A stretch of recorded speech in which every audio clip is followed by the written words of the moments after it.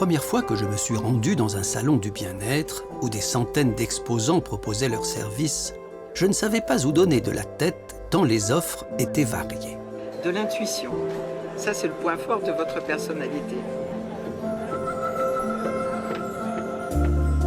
Je voulais regarder ces pratiques non conventionnelles auxquelles je suis depuis toujours étranger avec la curiosité attentive de Spinoza, lui qui disait « ne pas se moquer, ne pas déplorer, ne pas détester, mais comprendre ». Laissez-vous aller à votre ressenti. La compréhension, ça passe par des filtres. Pour faire ce film, je me disais donc qu'il faut que je renonce à mes présupposés de psychanalyste, mais ce n'était pas facile.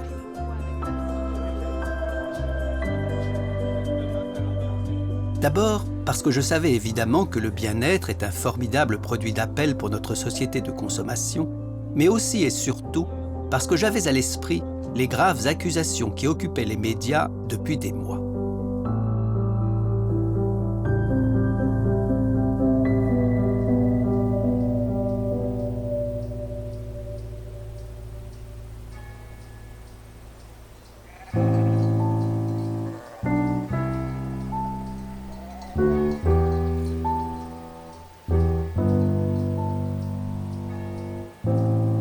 Camilla, qui habite en Normandie, est une incontestable victime du bien-être.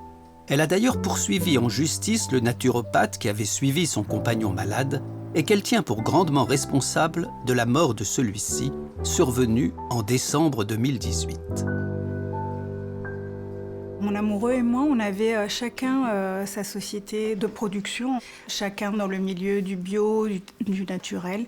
Notre univers quotidien, c'était l'univers du bien-être, les jus, l'alimentation saine, le bien-être aussi dans le corps physique, le yoga, etc. C'était une vie très nature. On pensait avoir suffisamment de discernement pour voir ce qui pouvait poser problème.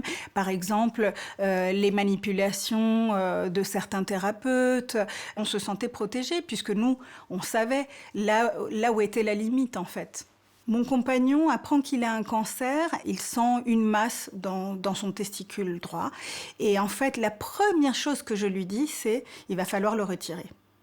Et lui, en fait, le prend très très mal et me dit que ça, il ne le fera pas. En tout cas, pas dans un premier temps, que dans un premier temps, il veut essayer d'autres choses. Dans l'univers du bien-être, il y a cette espèce de croyance dangereuse que nous avons plus de pouvoir qu'on ne nous le dit sur les maladies et donc qu'il suffit quelque part de changer sa vie, de changer peut-être son énergie ou sa manière de faire les choses ou de dire les choses pour se soigner. Sauf que moi, qui parle plusieurs langues, j'ai regardé dans toutes les langues que je connais et je n'ai jamais vu quelqu'un qui a été soigné, qui s'est guéri du cancer du testicule sans qu'on lui ait retiré le testicule malade. Mon amoureux a réagi de manière aussi radicale par rapport au fait de retirer le testicule parce qu'il vient d'une famille où il y a beaucoup de médecins. Et en fait, il a malheureusement vécu lui aussi 2 opérations, l'une qui n'était pas nécessaire et l'autre qui s'est très mal passée. Et en fait, tout simplement, se faire retirer un testicule, pour un homme, je pense que c'est très difficile et que c'est un processus de l'accepter. Donc pour moi, dans un premier temps, c'était une réaction pas normale, mais une réaction compréhensible. C'est alors que dans le cadre de son travail, le compagnon de Camilla rencontre un naturopathe à qui il se confie et immédiatement, devant l'aplomb du thérapeute, il tombe sous son emprise. Ce naturopathe se présente comme expert du cancer et docteur en médecine moléculaire, qu'il a étudié à Harvard, qu'il a étudié beaucoup plus en profondeur le cancer. Il se targue d'avoir plus d'expérience et de diplômes qu'un véritable médecin. Il rejette la médecine conventionnelle, il dit qu'elle est mortifère, qu'elle ne fait que lutter contre les symptômes, mais que en fait c'est du poison, etc. Il lui a promis qu'il pouvait le guérir en fait sans passer par la case chirurgie, donc sans être mutilé quelque part, c'est comme ça que lui le vit, et donc il va rester entier.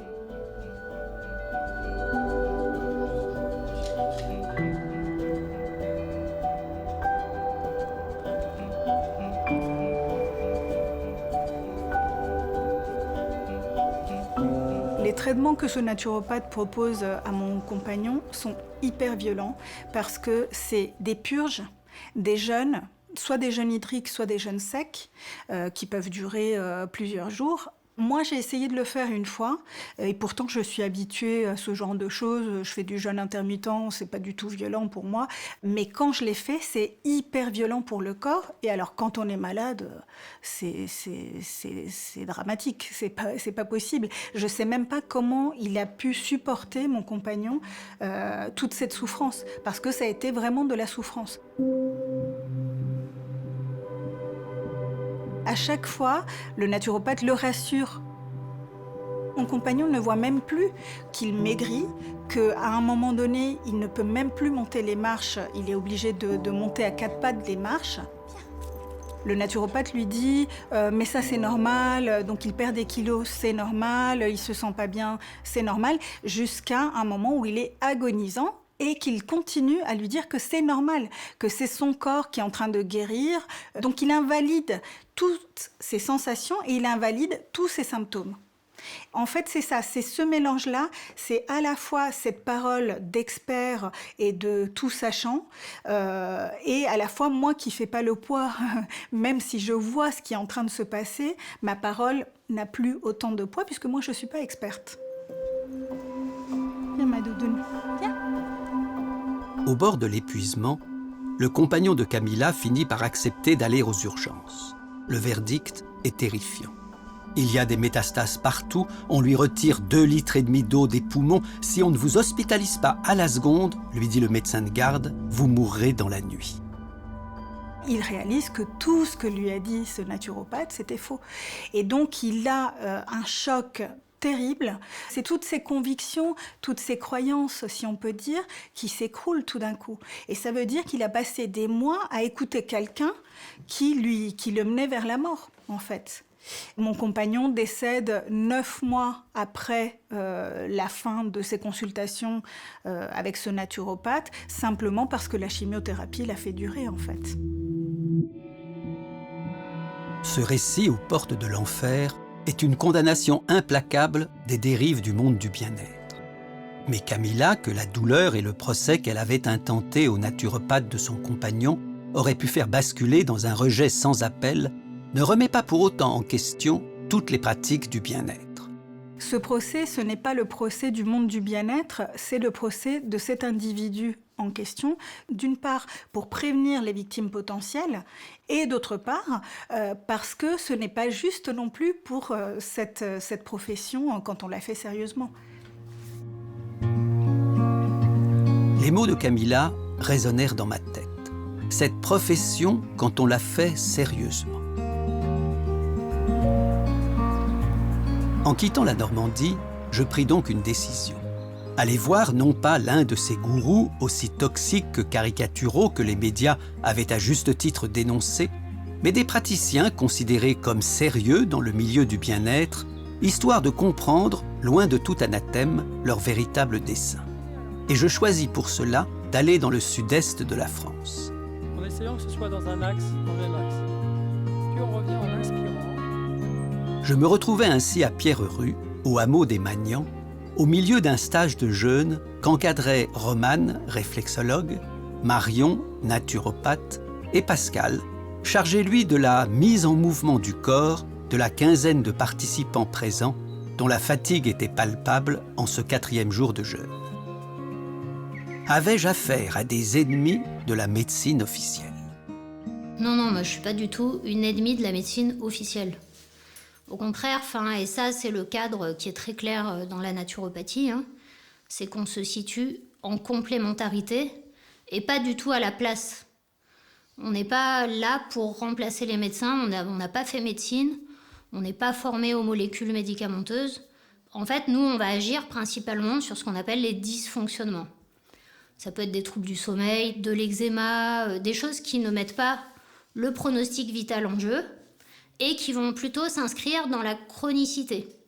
Mais on peut aussi accompagner des troubles digestifs, mais ça va être toujours dans un cadre en complément de la médecine. Aucun naturopathe ne doit conseiller un arrêt de traitement. Moi, ça m'arrive souvent que des personnes viennent me voir en me disant « J'ai tel médicament, je voudrais l'arrêter. Est-ce que vous pouvez m'accompagner ?» Enfin, souvent, ils ne me posent même pas cette question et ils pensent que je vais les accompagner.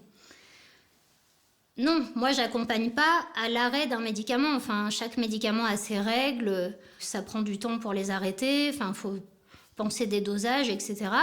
Par contre, je peux vous aider, soutenir éventuellement les zones fragiles qui justifient ce médicament et qui vont faire que peut-être, en accord avec le médecin, on peut essayer de prendre le relais par d'autres techniques. Alors, on commence sur la nutrition. Donc, je rappelle les épisodes précédents. On a parlé d'abord du processus du jeûne, des bonnes conditions pour bien digérer, ça veut dire permettre au corps de bien assimiler les nutriments. Et on a abordé la question des glucides et notamment des règles qui permettent de réguler un peu les index glycémiques. J'étais malade quand j'étais enfant. J'avais de l'asthme, mais beaucoup d'asthme. Et de manière fréquente, répétée, etc. La médecine, elle m'a vraiment permis de surmonter ces crises d'asthme et du coup de m'en sortir. Parce que l'asthme, mine de rien, ça peut être mortel si on va trop loin dans les crises. Donc c'était un énorme point d'appui pour moi. Et puis, c'est à partir du moment où j'ai été formée en naturo que je n'ai plus eu d'asthme. Et que du coup, mon terrain, il a complètement changé. Et que maintenant, j'ai toujours de la ventoline dans mon sac, parce que ça, c'est vraiment un truc, pour les asthmatiques, c'est presque un doudou, je sais pas. J'en ai toujours, mais je ne l'utilise pas. Et j'ai complètement arrêté tout traitement allopathique, parce que ça m'a beaucoup amélioré. Maintenant, on est au 4e jour de jeûne. Et du coup, notre corps fonctionne énormément avec la production de lipides. Et donc, on puise dans les tissus du corps les lipides pour les convertir en énergie. Je pense que ça fait un peu peur de jeûner. Parce que, manger, on fait ça depuis qu'on est bébé, plusieurs fois par jour. Et que du coup, c'est un peu déroutant pour beaucoup de personnes. Qu'il y a aussi des personnes peut-être plus âgées qui ont connu la guerre, les privations alimentaires, et du coup, se priver volontairement de nourriture, ça peut paraître un peu saugrenu, un peu bizarre. Le jeûne que les naturopathes encadrent, c'est toujours des jeûnes bien-être. Ça veut dire pour des personnes en bonne santé. Donc ça va être un jeûne préventif pour renforcer leurs ressources. Et du coup, souvent, c'est des jeûnes qui sont assez courts, 5 jours, 7 jours maximum. T'avais amené les bouteilles là finalement ? Pas de bouteille. Ok, une suffit. Hein. Ah bon. On n'a pas besoin de 4. Au Magnan, de nombreuses contre-indications au jeûne sont notifiées. Mais une semaine de privation, même pour un participant en bonne santé, bénéficiant qui plus est de jus de légumes réguliers, semblait à mes yeux une durée très longue et j'avais du mal à croire que tout pouvait se passer sans encombre. La plupart des personnes traversent le jeûne de manière vraiment tranquille, avec des hauts et des bas, on va dire. Après, nous, on est là pour encadrer, justement, pour veiller à ce que les personnes soient bien. Et ça nous est déjà arrivé, dans les séjours de jeûne qu'on encadre, de demander à une personne d'arrêter son jeûne, parce qu'elle était trop mal. Et que donc, c'était pas le moment pour elle de jeûner. Moi, ça fait longtemps que je jeûne, en fait. Il y a des effets, des fois, étonnants quand on jeûne. Par exemple, avec le ventre vide, on entend beaucoup son cœur. Et donc, des fois, c'est pas très rassurant. Donc, du coup, il y a des côtés comme ça où... je me dis, il n'y a pas de risque, mais je suis prudent. Je me dis, c'est quand même une situation, pas habituelle, justement, pour le corps. Et donc, du coup, il y a des effets, des fois, un peu, on va dire... secondaire ou par exemple ce matin moi je me suis réveillé, j'ai un peu plus mal dans les épaules, des choses comme ça. On a tendance à ressentir un peu des douleurs qu'on a déjà des fois un peu plus intenses quand on jeûne, et par exemple une séance de réflexo ça peut permettre de soulager ce genre de choses. La réflexo, c'est la réflexologie plantaire que Romane proposait aux jeûneurs qui le souhaitaient, un massage inspiré par la médecine traditionnelle chinoise pour qui chaque zone de la plante des pieds correspond à un organe ou à une partie du corps dont on pourrait ainsi soulager les tensions. Une pratique de bien-être que la science n'a jamais validée, mais dont les adeptes n'en vantent pas moins les mérites. Pourquoi on ne peut pas évaluer l'effet de cette pratique? Parce que c'est une pratique qui dure depuis des milliers d'années, qui a été mise en place sur des bases empiriques, c'est-à-dire ça a été par les effets qui ont été observés chez les personnes consultantes qu'on a pu établir les bienfaits de cette pratique. Mais effectivement, on ne sait pas l'expliquer scientifiquement avec la science d'aujourd'hui. Peut-être que ça viendra un jour. Prends ton temps pour te relever. Surtout là. Pour moi, l'évaluation, elle veut rien dire, quoi. C'est est-ce que moi, ça agit sur moi ou pas? Si ça fonctionne, je continue, tout simplement. Et effectivement, pour moi, il y a eu un effet. Ça a atténué les douleurs que j'avais. Moi, je fais beaucoup de sport, beaucoup d'activités physiques. J'ai souvent des contractures, des douleurs, un peu le dos des fois qui prend, quoi. Et il y a pas, pour moi, il y a pas de mystère. Oui, il y a quelque chose qui se passe, quoi. Alors, déjà, bon, de toute façon, se mettre sur le fauteuil, se faire masser les pieds, je pense qu'il y a déjà un effet qui n'est pas... qu'on ne peut pas mettre en doute, on se détend, etc. Mais je pense que plus précisément, oui, avec Roman, j'ai senti qu'il y a des choses qui évoluaient dans les douleurs que j'avais. Pascal était manifestement satisfait de cette pratique non conventionnelle, comme la plupart des jeûneurs d'ailleurs, habituellement contents au terme de leur expérience. Ils sont pas seulement contents. Souvent, après les séjours de jeûne, ils sentent des choses positives pour eux, au niveau physique, au niveau psychique. Est-ce que ça, c'est pas suffisant pour valider aussi l'intérêt du jeûne? Ce qui est vraiment important de se dire, c'est qu'on est des milliers de naturopathes en France et dans le monde encore plus, il y en a vraiment beaucoup. Mais on entend parler médiatiquement que des naturopathes qui sont à l'origine ou sont associés à des drames. Donc ça, c'est vraiment dommage. Je pense que cette profession, elle mériterait d'être plus connue et d'être reconnue et soutenue parce que le travail qu'on fait au niveau préventif, il est vraiment important.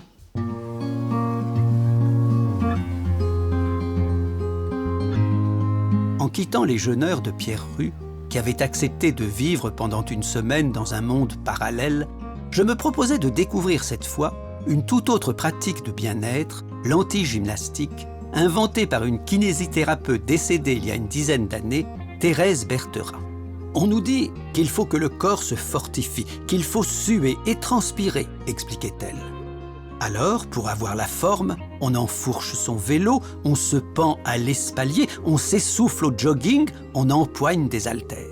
Mais ce qu'il faudrait d'abord faire, c'est ouvrir les yeux et se donner la peine de regarder notre corps pour comprendre comment il fonctionne. Et à la prochaine expiration, votre langue pousse, pousse, pousse, pousse, pousse, bien loin. Et elle garde la poussée. Et votre main droite vient sentir par l'extérieur, par votre joue, la puissance qu'elle a, votre langue. Et oh, quand même, le doigt qui essaye de pousser la langue qui résiste. Et votre attention va dans votre bouche à nouveau. Elle passe de haut en bas. Je me rends compte que c'est crispé, tu vois, là, tu as parlé des lèvres, et je me suis dit, mais pourquoi est-ce que je serre comme ça les lèvres? Ouais. Eh bien oui, on a tendance à tout crisper, à faire tout avec tout le corps tout le temps. Et c'est dommage parce qu'un muscle qui s'active, qui se crispe, c'est des dépenses d'énergie. Donc ouais. C'est ça le travail qu'on fait ici, hein, essayer de dissocier les parties du corps. Mais c'est intéressant d'essayer, c'est ça l'antigymnastique aussi, vous savez. Peu importe si on y arrive ou on n'y arrive pas, l'intéressant c'est d'essayer, d'ouvrir le chemin. Quand je suis arrivée il y a 4 ans, j'arrivais même pas à me coucher par terre sans douleur. J'étais extrêmement crispée. Maintenant, les choses ont complètement changé. Mon corps est beaucoup plus détendu. J'ai une perception de moi-même qui est vraiment beaucoup plus confortable.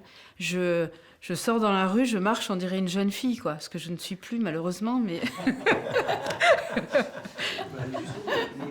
Donc, vous essayez de sentir qu'est-ce qu'il y a entre la pointe de l'épaule et la nuque. Est-ce que vous pouvez toucher cette partie, caresser? De quoi elle est composée, votre épaule?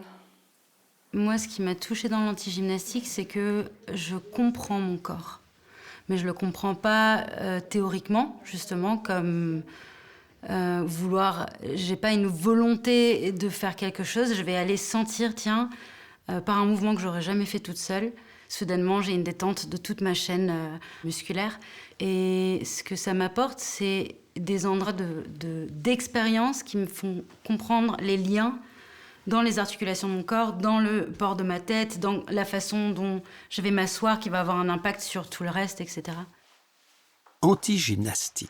Le nom intrigue autant que la méthode, sans doute parce qu'il évoque la contestation. Je ne l'ai jamais ressenti comme ça. Moi, je ne l'ai jamais senti comme anti, mais au contraire, comme pour. Parce que c'est pas... c'est une pratique qui est à mon service. Elle est pas... Je la ressens pas comme une pratique contestataire de quoi que ce soit. Moi, je l'ai jamais vu à un niveau philosophique comme anti quelque chose. Mais au contraire, c'est une pratique... C'est plutôt la gymnastique qui était contre moi. Parce que chaque fois que je faisais de la gymnastique, j'avais 3 jours ou 4 jours de courbatures, j'avais mal partout. J'étais pas sûre de pas aller voir l'ostéo après, tellement j'avais mal, je m'étais déséquilibrée. Ici, ça ne m'arrive jamais. En fait, la société, elle indique forcément un chemin à suivre, un moule. Et qu'à partir du moment où on n'est pas dans ce moule, on se fait relativement écraser. Donc... Et comme je pense que c'est pas forcément un signe de bonne santé que d'être bien adapté à cette société-là, moi j'ai toujours cherché des chemins de traverse. Donc j'ai pas l'impression de faire des chemins de traverse. Lorsqu'elle dit tout à l'heure que c'est la gymnastique qui est anti-elle, je trouve ça parfait. Moi j'ai l'impression que la société, elle est anti beaucoup de choses, en fait. Anti-sensibilité, par exemple.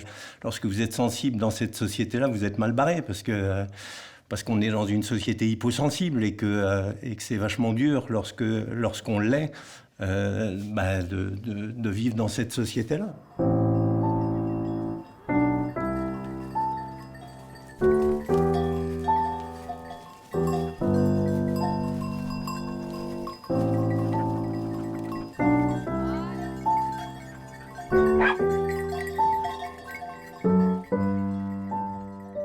Bonjour, bonsoir, vous êtes à l'écoute de Radio Zinzine pour quelques infos, quelques considérations sur l'actualité. Radio associative à la sensibilité anarchiste, Radio Zinzine est tout particulièrement attachée à la défense de l'environnement et à la promotion de modes de vie alternatifs. Alex y est l'animateur historique et il s'est installé depuis plusieurs décennies dans cette région où rébellion et bien-être vont de pair. Le Sud, de manière générale, et le Sud-Est en particulier, a régulièrement été en dissidence. Une région comme la Provence, elle a été tardivement associée au Royaume de France. Enfin, il y a un héritage à ce niveau-là, sans parler des hérésies. Dans cette région, il y a beaucoup de gens qui sont installés parce que, sans doute, c'était plus facile qu'ailleurs pour cette vocation qu'on appelle le soin, le bien-être. Sans doute qu'il y a une raison héliotrope, on pourrait dire, de soleil. Mais sans doute aussi c'est venu par réseau, et puis sans doute aussi que c'est lié à tout l'héritage du retour à la terre de la génération post-68, de la période des communautés, etc., des années 70-80. C'était une soif d'intensité, une quête de liberté, toutes les fantasmagories qu'on peut avoir quand on est jeune et au moment où on ronge son frein.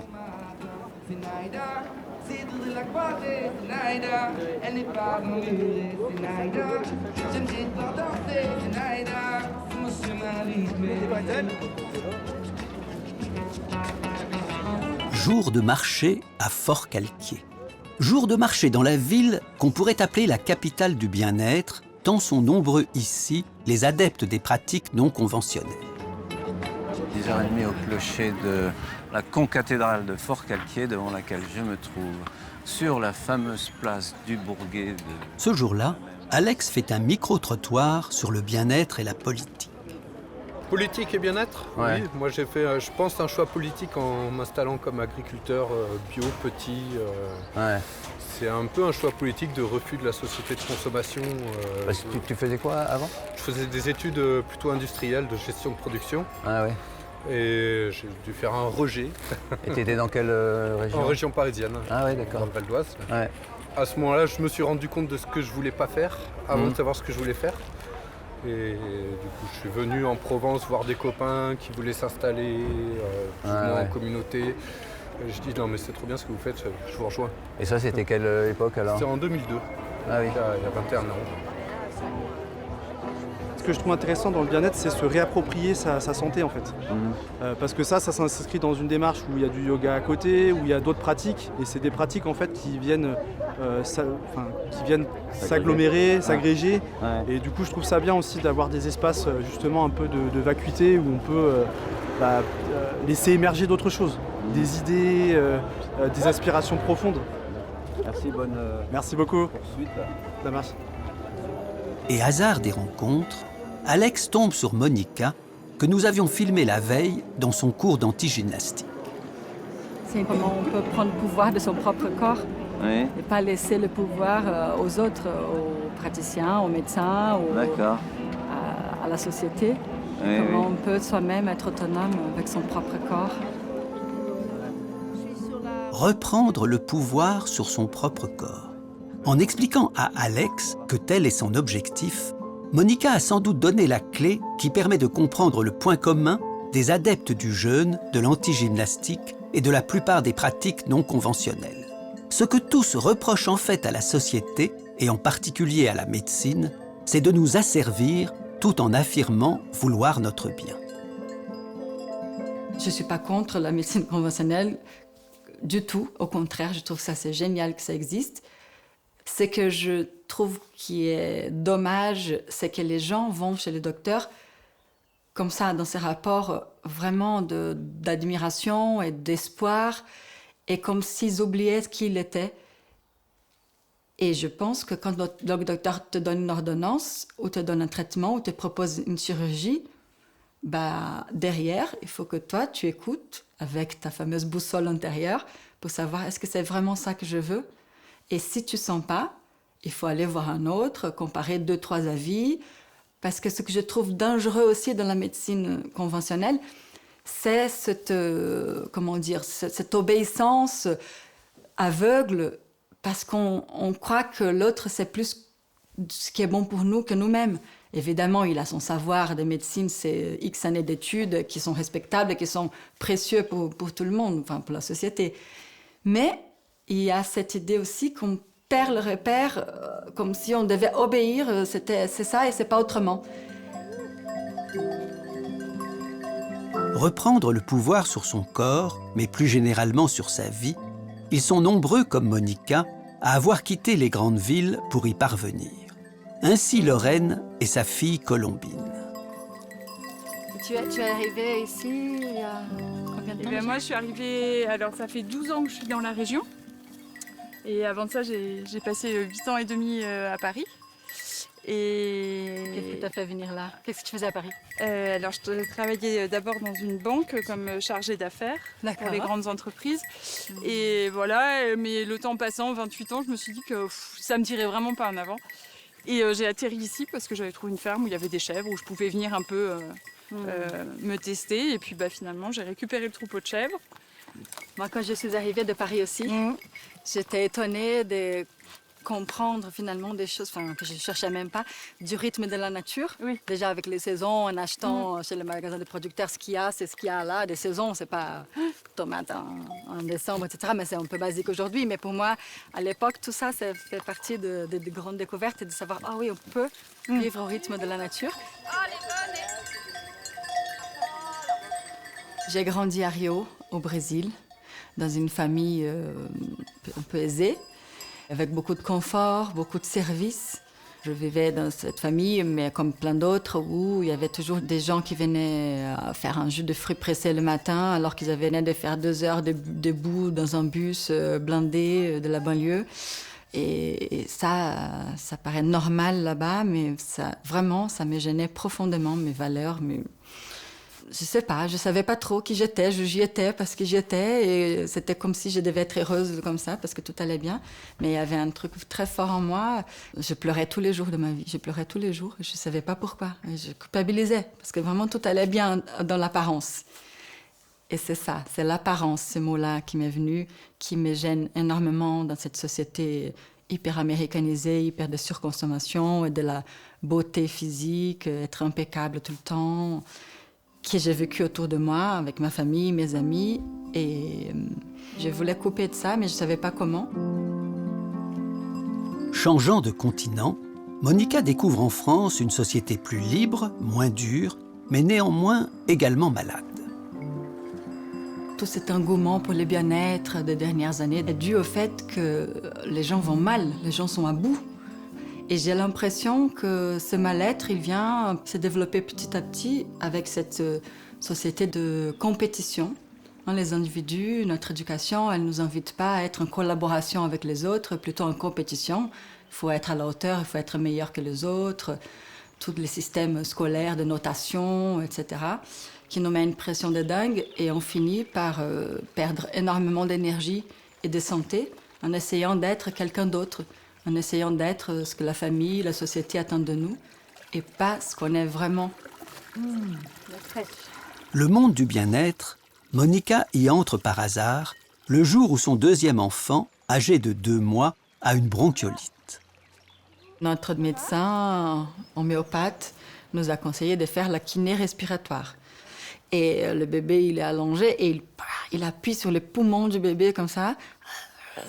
Et moi, j'étais là, je pouvais pas, je donnais la main à mon bébé, j'essayais de chanter une chanson, mais c'était une scène vraiment violente, mais vraiment. Hein. Quand c'est ton bébé, c'est encore pire, mais je pense que n'importe qui regarde ça, c'est parce que c'est un petit bout de chou comme ça de 2 mois, et il fallait appuyer sur le poumon, et là, il a craché des glaires. Là, j'étais là. OK, merci, monsieur. Bon, c'était l'homéopathe qui m'avait conseillé. Le bébé, il a bronchiolite. Tu fais tout pour ton bébé, quoi. Et à cette même époque, la semaine suivante, je suis allée faire la rééducation du périnée suite à l'accouchement. C'était une kiné, mais qui était aussi dans l'énergétique chinoise. Je viens avec mon bébé parce que je n'avais pas de mode de garde. Et là, il toussait. Il a dit, tu me permets, je peux le prendre dans mes bras? J'ai dit, oui, bien sûr. Donc, elle a pris sur ses genoux, dans ses bras. Et là, elle engueulait là, sur le bébé, et tout d'un coup, il crache les glaires. Et là, je dis, mais qu'est-ce que tu as fait? Il me dit, non, parce que le méridien passe par là, le poumon, je sais pas quoi. Du coup, quand on libère l'énergie, ça passe et ça libère le poumon.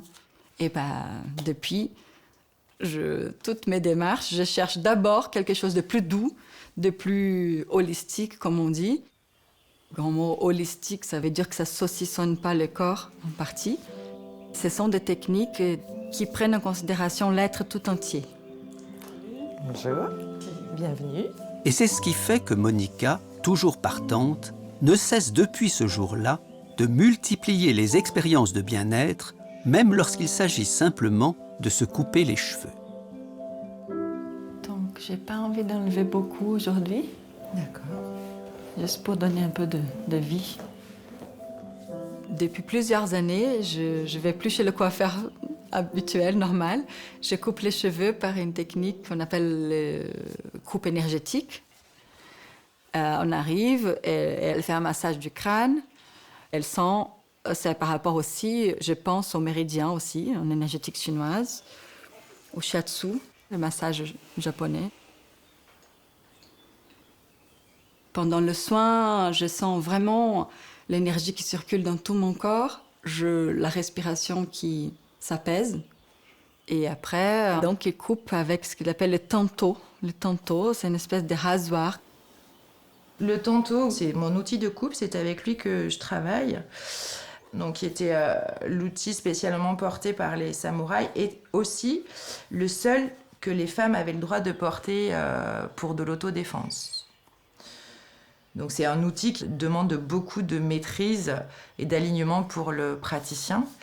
C'est le cheveu qui, au contact de la lame, se tranche sans intention de trancher, et donc crée une résonance, et c'est elle qui remonte jusqu'au bulbe. Et c'est un outil qui est de toute puissance. Les samouraïs l'utilisaient vraiment pour les harakiri, pour changer de plan de conscience. C'est vraiment un outil d'exploration de conscience.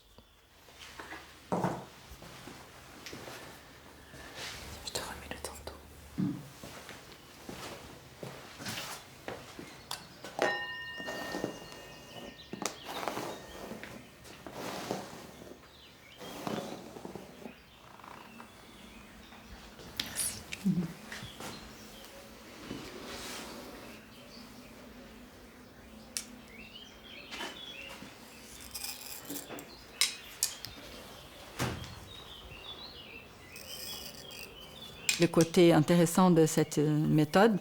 Ça fait vraiment une vibration jusqu'au cuir chevelu. Et donc là, je ne saurais pas t'expliquer, mais comme une carte dans le crâne de, je sais pas, le féminin, la déception, ou le je sais pas quoi, enfin des choses comme ça. Et parfois, ça fait mal. Et si j'ai bien compris, quand ça fait mal, c'est parce que tu étais prête à libérer cette énergie liée à cette histoire-là. C'est quoi, là, que tu viens de faire, là? Cet espace ici, là, c'est tout ce qui est en lien avec le féminin. Avec le féminin? Oui, ça me parle. Quand Marie-Laure s'est rapprochée de moi, quand on se rencontre, il y a nos deux énergies qui se rencontrent aussi. C'est pas elle qui est la prêtresse qui va m'apaiser, c'est l'intention qu'on met. Je sais que ça peut sembler mystérieux pour les gens qui n'ont pas expérimenté ça ou qui n'ont pas l'habitude d'être dans cette démarche, mais c'est ce que je ressens, vraiment. Tu veux une balayette? Surtout pas. Il est important de respecter tout ce qui ne t'appartient plus. Je t'invite à observer tout ce qui ne t'appartient plus, tout ce que tu as délesté aujourd'hui pendant ce soin, toutes ces mémoires, ces toxines. Et je vais t'inviter à vivre un rituel que tu es libre de vivre ou non, libre à toi, et remettre toutes ces mémoires, toutes ces toxines, tu peux les remettre au feu, à l'air, au vent, à l'eau, à une poubelle, peu importe. L'important, c'est que tu le vives pleinement et que tu te délestes pleinement de tout ce que tu as peut-être rencontré pendant ce soin. Merci Marie-Laure. Moi, je pense qu'on vit dans une société où la pensée rationnelle, qui est basée sur la science, est considérée comme la seule vérité estampillée, on a le droit de faire ça, on n'a pas le droit de faire ça.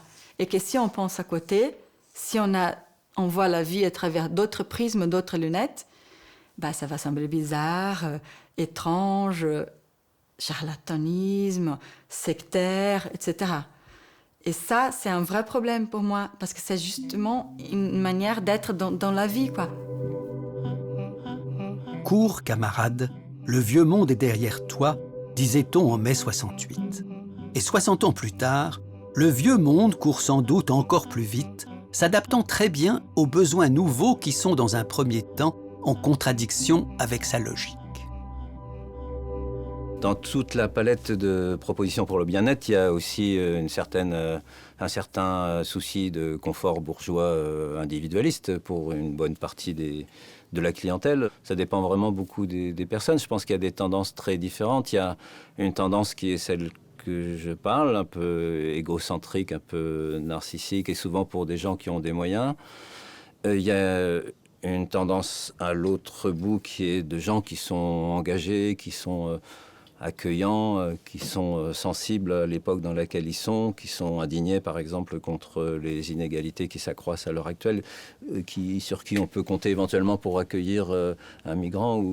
Bon, il y a tout un courant comme ça. Et puis peut-être entre les deux, il y a celles et ceux qui se situeraient dans une tradition plus dans son propre environnement, c'est-à-dire conscience qu'on peut pas changer les choses, mais c'est beaucoup lié aux déceptions politiques aussi, et du coup on change dans son environnement. Ça c'est un peu la filiation, l'état d'esprit de Pierre Rabhi, quoi. Le colibri, c'est un peu cette idée-là, quoi.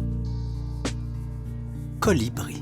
Si Pierre Rabhi, pionnier de l'agroécologie, nomma ainsi son mouvement, c'est en référence à la légende de ce petit oiseau qui tentait d'éteindre un incendie avec quelques gouttes d'eau, considérant que le plus important, c'est que chacun fasse sa part, si minime soit-elle. Cela dit, ouverts aux autres ou au contraire repliés sur eux-mêmes, les aventuriers du bien-être n'en sont pas moins homogènes. Le même vocabulaire, la même façon d'être, des réseaux qui s'entrecroisent, et ils forment au final un petit monde, ce qu'on appelle une communauté. À Digne-les-Bains, c'est à travers la psychogénéalogie que Luce, elle, fait lien social. La psychogénéalogie considère qu'il existe des constellations familiales et que le mal-être inexplicable d'un individu est souvent lié à des traumatismes subis par ses ascendants, à des symptômes non résolus par ses ancêtres et qui se seraient ainsi transmis de génération en génération. D'où la nécessité pour celui ou celle qui aspire à aller bien de remonter dans le temps et de revivre ce qui a été vécu 50 ans, 100 ans, 200 ans avant sa naissance, où se seraient noués les fils de son destin. Qu'est-ce que tu sens là? Ça bloque au niveau du sternum là. Ouais. Si tu avais un mot pour dire ton état, qu'est-ce que tu pourrais dire? J'ai peur.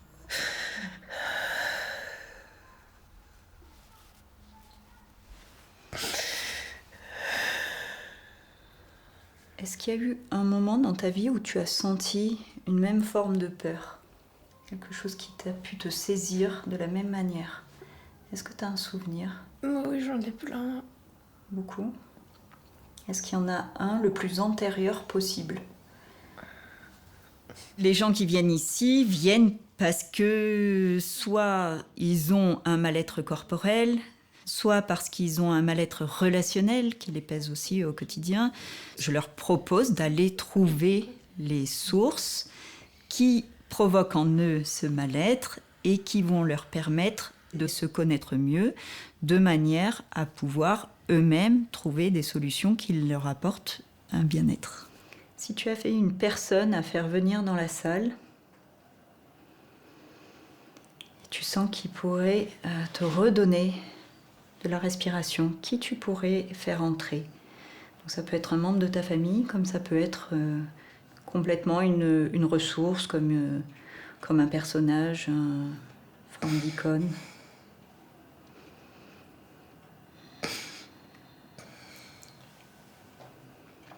C'est ma grand-mère. Ok. Je crois que j'ai ma tête sur ses genoux.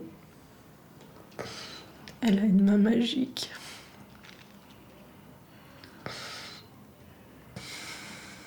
Essaye de respirer ça. Voilà, de sentir ses mains sur ta tête et de sentir que tout ce qu'elle est en train de te donner, là au niveau de la tête, tu essayes de le sentir dans tout ton corps. Que ça vient te traverser partout, jusqu'à tes pieds.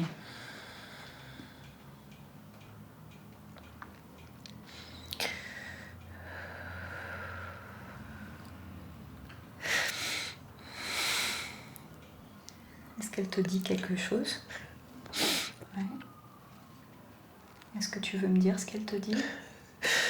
Je sais pas, mais je sens qu'elle me...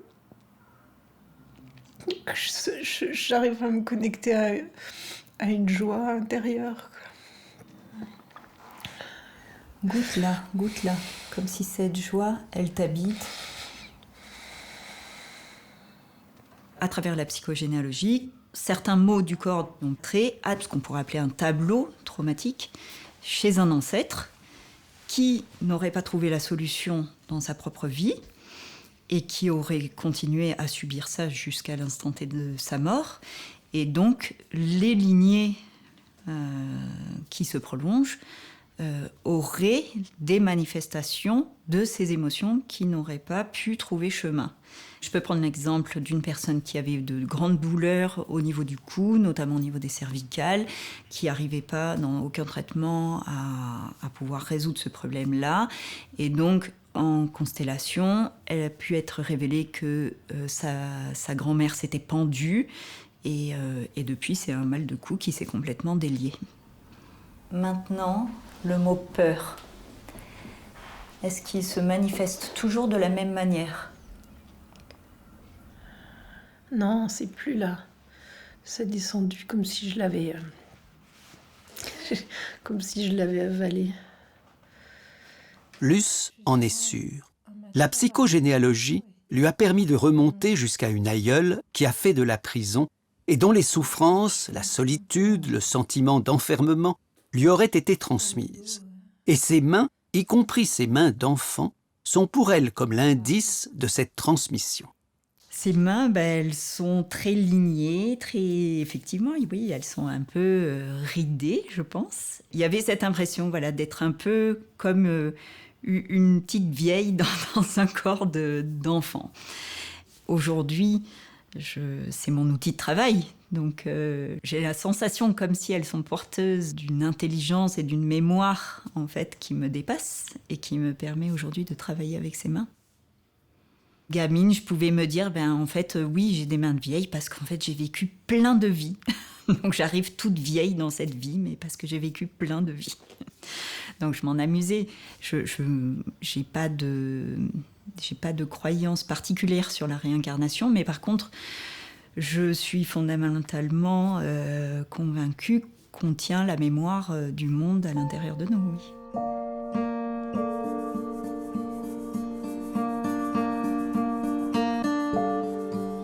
Je pense que mon refuge et ma ressource, ça a été vraiment dans le monde animal et le monde végétal et la terre, la montagne, le fait de pouvoir crapahuter. Je me rappelle me poser vraiment dans la terre comme je me posais vraiment dans les bras d'une mère. Parce que j'avais l'impression que vraiment c'était à ce moment-là que je pouvais me retrouver dans mon monde et que je pouvais sentir quelque chose d'ouvert, de vivant et dans lequel je me reconnaissais dans ma sensibilité.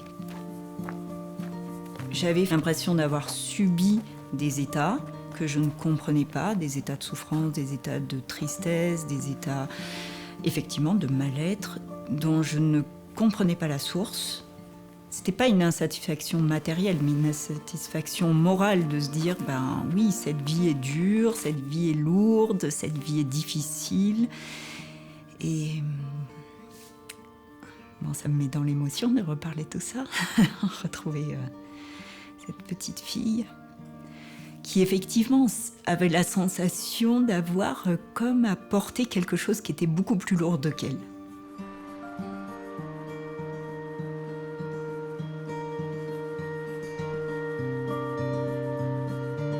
Dans l'univers du bien-être, les références à l'Asie sont omniprésentes. La Chine, le Japon, l'Inde ou encore le Tibet, dont Alexandra David-Nel fut la première femme occidentale à atteindre en 1924 la capitale, Lhasa. Cette aventurière devenue célèbre dans le monde entier, ayant longtemps habité Digne-les-Bains, sa maison est tout naturellement devenue mythique pour Luce. J'ai rencontré cette femme par ce lieu que je suis venue visiter. Et tout de suite, l'élan que j'ai senti, c'était cette inspiration à la liberté. Il y avait ce sentiment qu'il fallait trouver un ailleurs. Et que c'est dans cet ailleurs qu'il y aurait cet épanouissement. Donc j'ai beaucoup voyagé, j'ai beaucoup déménagé, j'ai beaucoup changé de milieu. Je me suis octroyer le fait d'être allée chercher dans cet ailleurs des outils qui m'ont permis de me rencontrer et de comprendre qu'en fait, tout est à l'intérieur de moi et que finalement, je peux dire que j'ai cherché très loin quelque chose que j'ai sous la main, mais que je n'aurais pas eu sous la main si j'étais pas allée chercher très loin. Le parcours personnel de Luce est révélateur. Pour la plupart de celles et ceux qui partent à la recherche du bien-être, il s'agit d'abord et avant tout de la quête d'un ailleurs et d'une transcendance. Et en retournant à Fort-Calquier, où Monica m'avait proposé de filmer une dernière expérience, le Wu Tao, un art corporel qui dit vouloir éveiller l'âme du corps, le chemin que certains empruntent pour aller du bien-être à la spiritualité m'a paru évident. Même aller toucher les étoiles, dans vos sensations.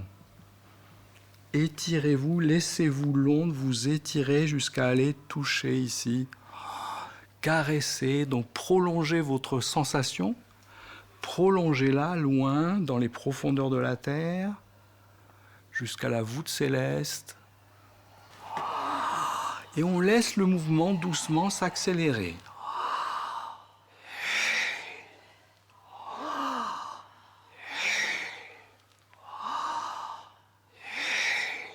Je me suis ouverte à ce qu'on appelle la spiritualité, qui pour moi n'a rien à voir avec une religion. Déjà parce qu'il n'y a pas de dogme, il n'y a pas un maître, il n'y a pas un Dieu. C'est notre rapport à la nature, au cosmos. C'est comment on est en interaction et comment on est une partie de cette nature, de cette source. On dit beaucoup source au milieu spirituel, j'aime bien.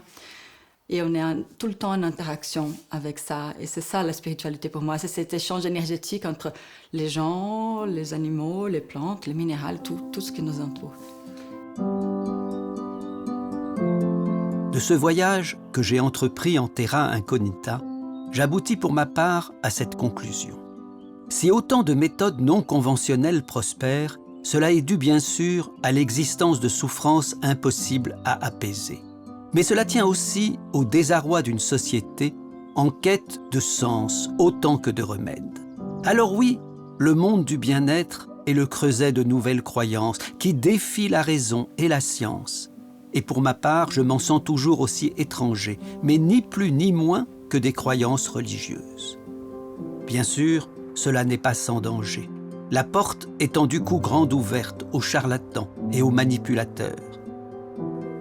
Nous vivons dans une société qui standardise tout, et quand elle ne nous semble pas hostile, elle nous apparaît indifférente. L'angoisse, c'est l'effet du silence, de ce que la psychanalyse appelle le grand autre, et dont on suppose qu'il tient les fils de notre destinée. Eh bien, c'est ça qui est en jeu dans la recherche du bien-être.